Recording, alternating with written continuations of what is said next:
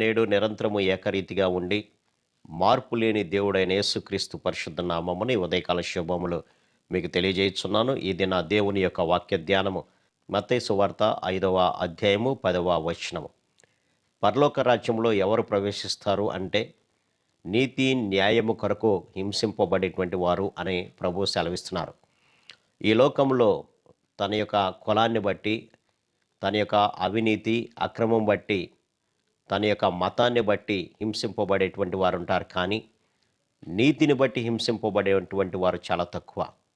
ఎందుకంటే నీతిమంతుడు లేడు, ఒక్కడు లేడు అని బైబిల్ సెలవిస్తుంది. మరి నీతిమత్వము లేనటువంటి వారు నీతిగా ఎలా మార్చబడతారు అంటే, నీతిమంతుడైనటువంటి యేసుక్రీస్తుని తమ యొక్క సొంత రక్షకునిగా ఎవరైతే అంగీకరిస్తారో వారు మాత్రమే దేవుని యొక్క నీతిని పొందుకొని ఈ లోకంలో వారు కూడా నీతిమంతులుగా నివసిస్తూ ఉంటారు ప్రియులారా. అటువంటి నీతిగా నివసించేటువంటి వారికి ఈ లోకం అనేది ఒక శత్రువుగా మిగులుతుంది. కారణం ఏంటంటే లోకమంతా కూడా అపవాదిమయమైపోయి అవినీతి, అక్రమము, దౌర్జన్యము, మోసములతో నిండి ఉన్నటువంటిది. అటువంటి లోకంలో నీతిమంతంగా జీవించేటువంటి వారికి జీవించడం అనేది చాలా కష్టతరమైనది. అందుకనే ప్రభువు సెలవిస్తున్నాడు, ఇదిగో లోకము నన్ను ద్వేషించినది, మిమ్మల్ని కూడా ద్వేషిస్తుంది. కారణం ఏంటంటే మీరు నీతిగా, న్యాయముగా, యథార్థంగా జీవిస్తున్నారు అని. నీతివంతమైనటువంటి వాక్యాలు బోధిస్తున్నటువంటి యేసు ప్రభువుని కూడా పరిసయ్యులు, శాస్త్రులు, ప్రధాన యాజకులు కలిసి ఆయనను సిలువ మరణానికి అప్పగించినట్లుగా మనం చూడొచ్చు పిల్లరా. కాబట్టి ఆయననే సిలువ మరణానికి అప్పగించి అంతగా ద్వేషించినప్పుడు ఆయన నీతిని పొందుకొని ఈ లోకంలో జీవిస్తున్నటువంటి మనకు కూడా శ్రమలు వస్తాయి. అందుకనే ప్రభు యోహాను సువార్త 15వ అధ్యాయంలో మాట్లాడుతూ అక్కడ, లోకము నన్ను ద్వేషించిన ఎడల మీకంటే ముందుగా నన్ను ద్వేషించేదని మీరు ఎరుగుదురు. మీరు లోక సంబంధులైన ఎడల లోకము తన వారిని స్నేహించును. అయితే మీరు లోక సంబంధులు కారు. నేను మిమ్మల్ని లోకములో నుంచి ఏర్పరచుకుంటేని, అందువల్లనే లోకము మిమ్ములను ద్వేషించుచున్నది అని అంటాడు ప్రభు.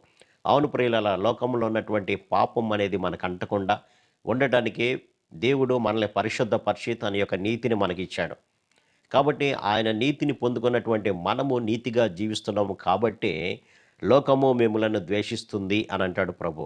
అంతేకాకుండా యోహాను సువార్త 3వ అధ్యాయంలో కూడా మనం గమనించినట్లయితే అక్కడ లోకములోనికి వెలుగు వచ్చింది, కానీ వారి యొక్క క్రియలు చీకటి క్రియలు అవ్వటం వలన వారు వెలుగును ద్వేషించి చీకటినే ప్రేమించెదరు అని ప్రభు అక్కడ సెలవిస్తున్నాడు. అందుకనే వారు చీకటి కార్యాలు జరిగించేటువంటి ప్రతి ఒక్కరు కూడా వెలుగునొద్దకు రావడానికి ఇష్టపడరు అని ప్రభు సెలవిస్తున్నాడు.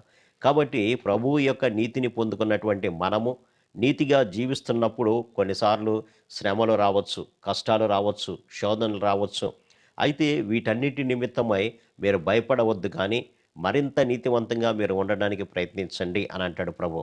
ఎప్పుడైతే అలా జీవిస్తూ ఉంటామో, నీతి కొరకు, న్యాయం కొరకు, యథార్థవంతమైనటువంటి హృదయంతో జీవిస్తామో, శ్రమలు వచ్చినా సరే ఆ శ్రమలు కొద్ది కాలమే మీకుంటాయి. ఆ తర్వాత నిత్యమైనటువంటి సంతోషము, ఆనందము మీకు పరలోక రాజ్యంలో కలుగుతుంది. కాబట్టి మీరు నీతివంతంగా ఉండండి. ఎన్ని శ్రమలు వచ్చినా, కష్టం వచ్చినా, నష్టం వచ్చినా మీ నీతిని, యథార్థతను వదలకుండా మీరు జీవించండి అని ప్రభు సెలవిస్తున్నాడు.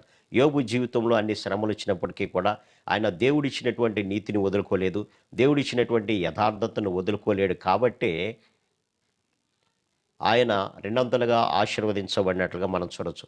ఈ యొక్క కొద్ది కాలం ఈ లోకంలో జీవించినప్పుడు మనకు శ్రమలు కలగొచ్చేమో, కానీ ఆ తర్వాత నిత్యమైనటువంటి ఆనందం కలుగుతుందని ప్రభు సెలవిస్తున్నాడు. కాబట్టి ఒకవేళ మన జీవితం ఇంకా నీతివంతంగా మార్చబడకపోయినట్లయితే, ఇంకా అన్యాయముగా, అక్రమంగా, అవినీతిమయమైపోయినటువంటి జీవితంలో గనక మనం జీవిస్తుంటే ప్రభు అంటున్నాడు, నీవు నీతిమంతుడిగా జీవించగలిగితేనే నా యొక్క రాజ్యంలో నీకు చోటు కలిగిస్తాను అంటున్నాడు.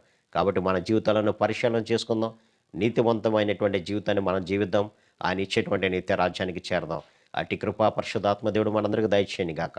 ఆమేన్. ప్రార్థన. సర్వశక్తుడా, ప్రేమ గల మా తండ్రి, నీతి నిమిత్తం హింసించబడితే నీవు ధన్యుడవు, నీవు నా రాజ్యంలో ఉంటావని నీవు సెలవిచ్చావు ప్రభు. అందుని బట్టి మీకు వందనాలు తండ్రి.